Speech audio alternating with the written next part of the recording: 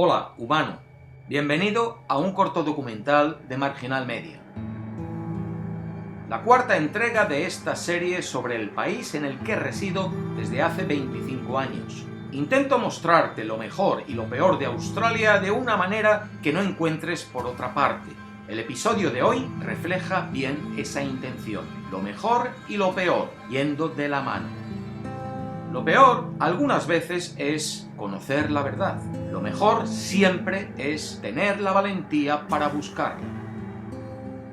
Australia tiene un instrumento de gobierno fantástico implementado desde hace más de 100 años que se llama Royal Commission o Comisión Real. Lo que es una investigación pública sobre un tema en particular. Cuando un problema social comienza realmente a oler mal, cuando la preocupación sobre algo se siente, se palpa, crece, se oyen las voces de las víctimas, cuando la gente pide que se haga algo al respecto, el gobernador general tiene la potestad de establecer una comisión real para investigar y sugerir soluciones al problema. Cuando decide dar ese paso adelante, el gobierno, que es quien aconseja al gobernador general, pone mucho cuidado en enmarcar los términos de referencia de cuál va a ser el objetivo final de esa comisión, porque la comisión, que estará formada por un grupo de gente experta e independiente, va a meterse dentro de lo que seguramente es un tema controvertido y escabroso y va a destapar toda la suciedad que haya en él. Y porque el poder de la comisión es considerable. El comisionado real tiene poderes coercitivos que pueden adentrarse en los sistemas de protección que los grupos poderosos usan para protegerse de investigaciones convencionales. Los investigadores de la Comisión Real cuentan con tiempo y recursos para hacer su trabajo. Cuando llegue el momento de informar sobre el resultado de sus investigaciones, fácil que ya exista un gobierno diferente al que promovió la comisión. Este no es un ejercicio político, este es un ejercicio social, un fortalecimiento de la democracia, un instrumento para responder a las preocupaciones del pueblo, para enfrentarse a los propios fantasmas de la sociedad, para desterrar las propias miserias y crear justicia, cueste lo que cueste, caiga quien caiga. Este vídeo está basado en los hallazgos de una de estas comisiones reales, iniciada en 2012 por un gobierno de izquierdas, concluida en 2017 por un gobierno de derechas. La comisión real es lo bueno, lo malo es lo que encontró.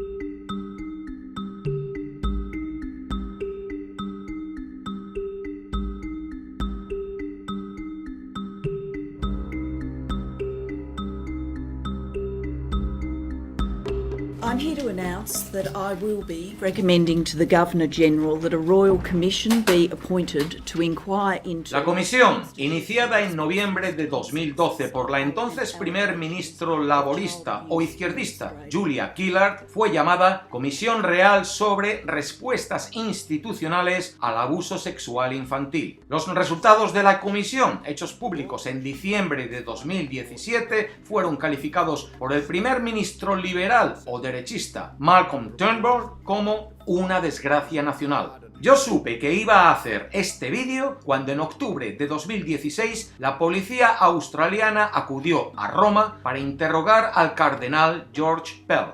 George Pell, la figura más prominente de la Iglesia Católica en Australia, ya había declarado 2 veces ante esta comisión real. Cuando estaba citado en diciembre de 2015 para hacerlo una tercera vez, pidió responder por vídeo desde el Vaticano y no tener que viajar a Australia por razones de salud. Su solicitud fue rechazada, pero se accedió a posponer su cita. Durante 2016 comenzaron a surgir noticias de que el cardenal estaba siendo investigado por la policía. Pell siguió alegando razones de salud para no viajar a Australia. Comenzó a parecer que se escondía tras las puertas del Vaticano. En marzo fue finalmente autorizado a dar testimonio ante la comisión por vídeo. Al seguir sin aparecer por Australia, en octubre la policía viajó hasta Roma para interrogar a Pell sobre acusaciones de abuso sexual infantil. Ya parecía claro que algo grave se estaba cociendo. Estas imágenes son de esa interrogación en 2016, hechas públicas ahora por la propia policía. En ella, el cardenal Pell rechaza las acusaciones de haber abusado sexualmente de 2 niños de un coro en la sacristía de la Catedral de Melbourne, tras la misa de las 11 de la mañana de un domingo, como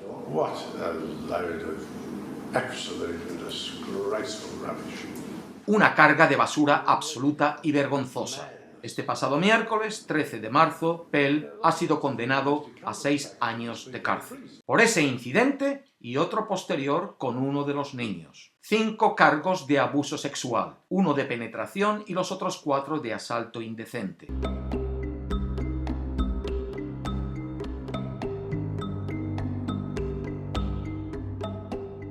Un domingo, tras la misa, Pell sorprendió a los niños cantores bebiendo el vino de misa en la sacristía, y al arzobispo se le ocurrió castigar primero a uno agarrándole de la cabeza y bajándosela hasta sus partes expuestas, y luego forzó al otro a lo mismo, sexo oral.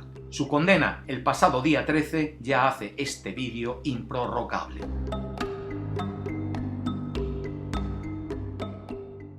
Antes de seguir con el cardenal, vamos primero con lo que hay bajo la punta del iceberg que él representa para conocer la dimensión del problema. En diciembre de 2017, la Comisión Real sobre Respuestas Institucionales al Abuso Sexual Infantil dio por finalizada su tarea e hizo público sus resultados y recomendaciones. Esta Comisión Real iba a durar 3 años, se prorrogó 2 más. Al final de esos 5 años de investigación, más de 15.000 personas habían contactado con la investigación, planteando denuncias contra más de 4.000 instituciones. Los investigadores escucharon más de 8.000 testimonios de víctimas sobre abusos en organizaciones como iglesias, escuelas y clubes deportivos. Entre los perpetradores de abusos pederastas destacaron los ministros religiosos y los maestros de escuela. El abuso se produjo con mayor frecuencia en una institución administrada por alguna organización religiosa. De los maltratados en una institución religiosa, más del 61% lo fueron en una institución católica.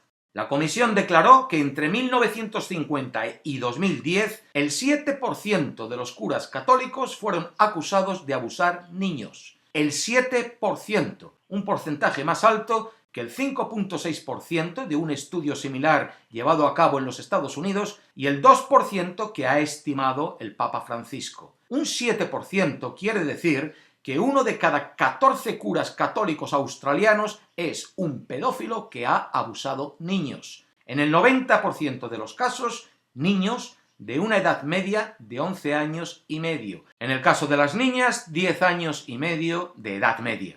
El porcentaje de personal religioso que sigue trabajando en su institución, aun después de haber sido acusado de abusos sexuales, supera el 10% en algunos grupos católicos. Históricamente, las condenas formales por casos de pedofilia han brillado por su ausencia. Lo que ha brillado es la política de ocultismo e impunidad dentro de las instituciones religiosas. Por ejemplo, como resultado de las investigaciones de la comisión, autoridades de la Iglesia, testigos de Jehová, declararon que en su grupo habían identificado más de 1.000 perpetradores, no casos, perpetradores, de los cuales ni uno solo se había informado a la policía. Cuando se da un incidente de abuso sexual, la política oficial de esta iglesia es resolverlo de puertas para adentro, a menudo reuniendo al perpetrador con la víctima, lo que puede incrementar el trauma de esta. Would you do the same thing today if someone came and reported to you a serious allegation of sexual assault? Would you destroy any notes? Yes, that's our practice.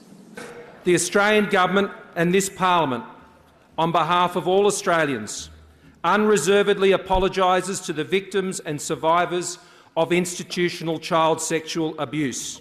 En fin, que la magnitud de este asunto en Australia es tal que en octubre pasado el primer ministro, Scott Morrison, expresó una disculpa nacional a las víctimas de abuso sexual infantil. ¿Es Australia un país donde la pedofilia existe más que en otros países? ¿O es simplemente un país dispuesto a llegar más allá que otros en busca de la verdad? No lo sé. Lo que hoy sabemos es que la figura más prominente de la Iglesia Católica en Australia, George Pell, arzobispo primero de Melbourne, luego de Sydney, luego cardenal, luego tesorero del Vaticano, y hasta diciembre pasado que fue declarado culpable de abuso sexual infantil, uno de los asesores más confiables del Papa, la tercera persona más importante de la Iglesia Católica, ha sido finalmente condenado por abuso sexual infantil. Ya fue declarado culpable de los abusos a estos dos coristas en un juicio que acabó el 11 de diciembre pasado. Se ocultó el veredicto entonces por orden de la Corte para que no influyese en otro juicio pendiente que iba a iniciarse en abril contra Pell sobre abuso a niños en la piscina de su ciudad natal. Ahora ese juicio ya no va a llevarse a cabo, con lo cual puede haber más víctimas de abusos que van a quedarse sin respuesta a sus demandas, y esa es otra tragedia añadida. Abusar sexualmente de niños es un crimen horrible. Saber quiénes cometen el crimen, ocultarlo y proteger a los perpetradores también es horrible. Según los datos de la Comisión Real, más de una tercera parte de los niños abusados lo fueron por varios perpetradores. Más de 1 de cada 5 fueron abusados en más de una institución. Más del 10% de los abusados presentaron su testimonio a la Comisión Real desde una cárcel, porque el abuso sexual infantil deja huellas profundas. Ser abusado por un extraño ha de ser duro. Ser abusado por alguien que se supone va a cuidar de ti, en quien confías porque representa una autoridad moral, ha de ser más duro. Y no suelen ser incidentes sueltos. El tiempo medio del abuso sexual de una víctima en una institución se extiende durante 2 años y 2 meses. La confusión, la vergüenza, el miedo, el no querer dañar la familia o poner en peligro algo como una beca de estudios, mantiene a las víctimas calladas durante décadas. Muchos niños abusados sexualmente crecen atrapados por las drogas o el alcoholismo, o acaban con sus vidas prematuramente. De los 2 niños del coro que George Pell abusó, uno tiene ahora 35 años, el otro no llegó a ellos, murió en 2014 de una sobredosis de heroína. Fue su muerte la que impulsó a su amigo a dar el paso adelante y denunciar los hechos del abuso que ambos sufrieron.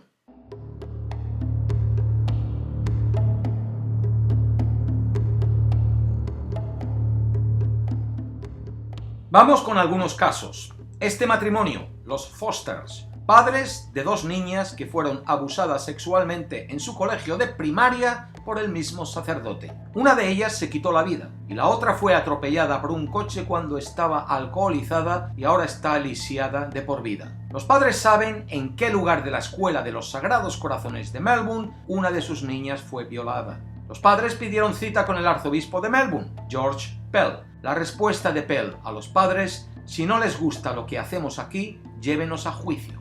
Esta es otra víctima, David Ridsdale, abusado por su tío, un sacerdote. Acudió en busca de ayuda a George Pell por ser amigo de su tío. Pell intentó comprar su silencio. Para David, su escuela de la infancia es como la casa de los horrores. Algunos de quienes fueron abusados aquí ya no están vivos. Su tío es este hombre, Gerald Ridsdale. Puede que el pedófilo más notorio de Australia. Cuando este sacerdote apareció por primera vez en 1993 para ser juzgado por sus crímenes, Pell iba a su lado para apoyarlo.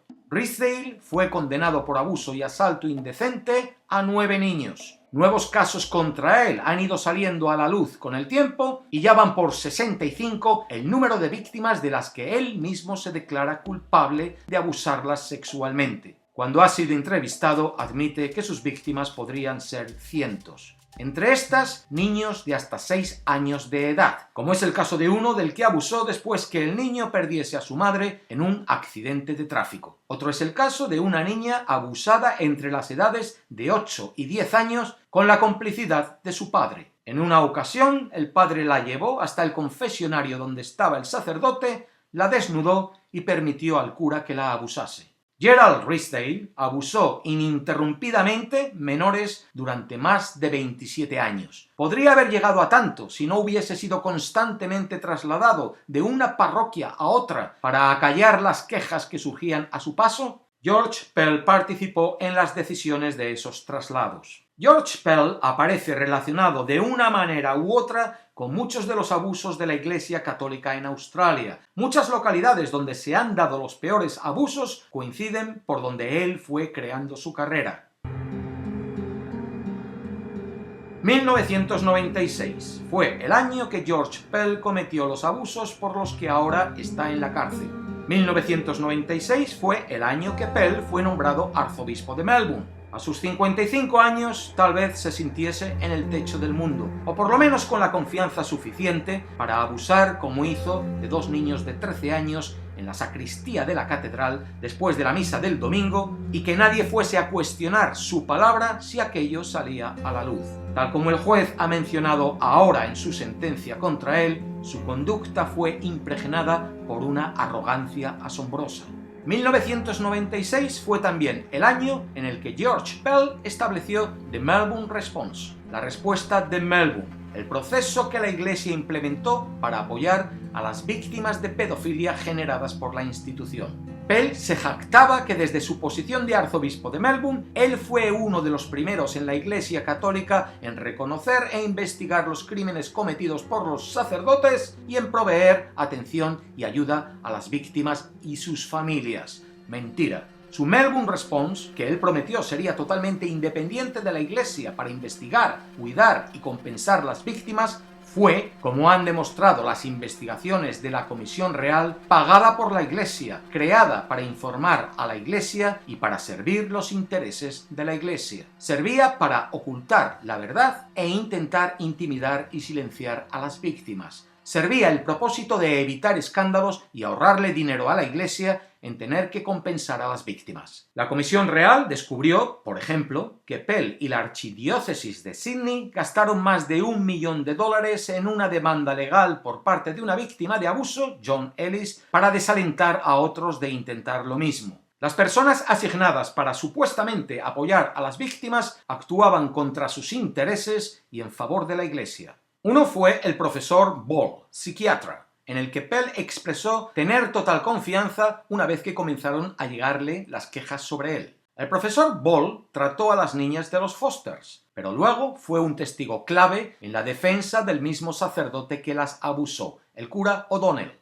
Los clientes de Ball eran los curas pedófilos. La información privilegiada que él obtenía de las víctimas la usaba para crear semblantes que perjudicaran a ellas y favorecieran a los acusados. En el caso del cura O'Donnell, violador de las niñas Foster, Ball escribió una carta a los abogados del cura diciéndoles que su cliente había cometido abusos durante 50 años y, según confesión del párroco, hasta hacía 3 o 4 años. El mismo día, Ball escribió otra carta al juez encargado de sentenciar al cura en la que no solo ocultaba esta información, sino que la contradijo, diciendo que el cura no tenía ni libido ni inclinación de ofender de nuevo. Sin esa información crítica, el juez creyó la mentira que el cura le había dicho de que llevaba 18 años sin abusar sexualmente de niños. Ball, el psiquiatra de las niñas, mintió a propósito para que la sentencia del abusador fuese menor. O'Donnell podría haber sido condenado a 86 años de cárcel. Su condena fue de 3 años y 9 meses. Finalmente solo estuvo en la cárcel 2 años.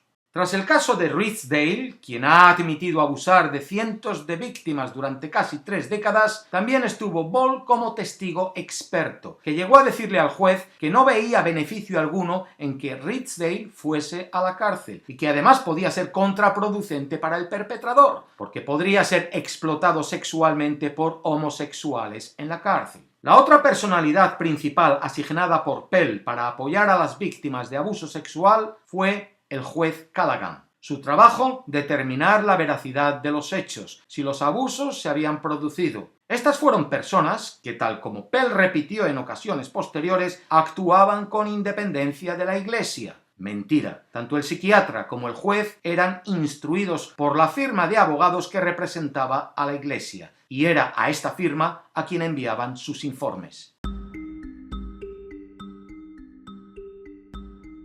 Conclusión: que el abuso sexual de niños y niñas en las instituciones religiosas en Australia, particularmente en la Iglesia Católica, ha sido enorme, por lo menos hasta hace una década. Y el secretismo en torno a ello ha ido de la mano con el abuso. A uno le gustaría pensar que con lo que se está destapando, el abuso ya ha de ser menos. Espero. Pero algo es seguro, tanto muchas de las víctimas de ese abuso como sus perpetradores están aún con nosotros. Y han existido tantos asaltos indecentes a niños dentro de la Iglesia Católica porque la institución y sus miembros han abusado de la confianza depositada en ellos por la comunidad. Esos perpetradores religiosos muchas veces conocían el entorno familiar de sus víctimas mejor que nadie. Sabían atemorizar a sus víctimas. Sabían que caso de que un niño hablase iba a ser su palabra contra la de un representante de Dios. Sabían que para muchos creyentes cuestionarles a ellos suponía cuestionarse su propia fe católica. Estos criminales sabían que ellos, de cara al resto del mundo, tenían la autoridad moral de representar a alguien que dijo: dejar que los niños se acerquen a mí. Y tenían una poderosa institución detrás dispuesta a ocultar cualquier crimen con tal de no perder esa autoridad.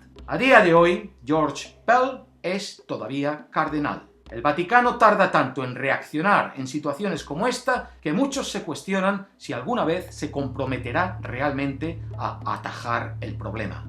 La Comisión Real sobre Respuestas Institucionales al Abuso Sexual Infantil acabó su informe ofreciendo cientos de recomendaciones. Como reflexión final, a mí me gustaría comentar sobre una de ellas: el fin de la política de siglos de antigüedad de la Iglesia Católica para el celibato obligatorio. La Comisión Real recomienda que el celibato pudiese ser voluntario. La comisión descubrió que si bien el celibato para el clero no era una causa directa de abuso, aumentaba el riesgo cuando clérigos forzosamente célibes tenían un acceso privilegiado a los niños.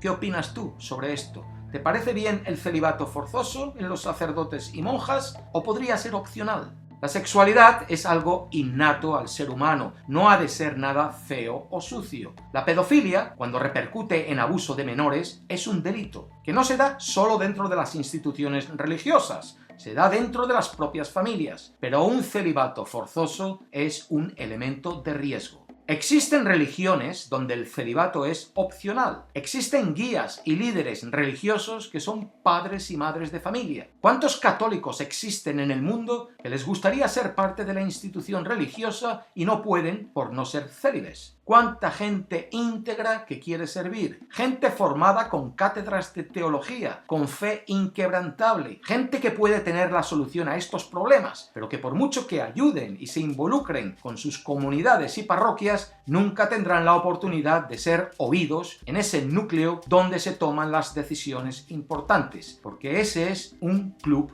cerrado para célibes. Entre eso y el secreto de confesión, no es extraño que se dé tanto abuso y se castigue tan poco.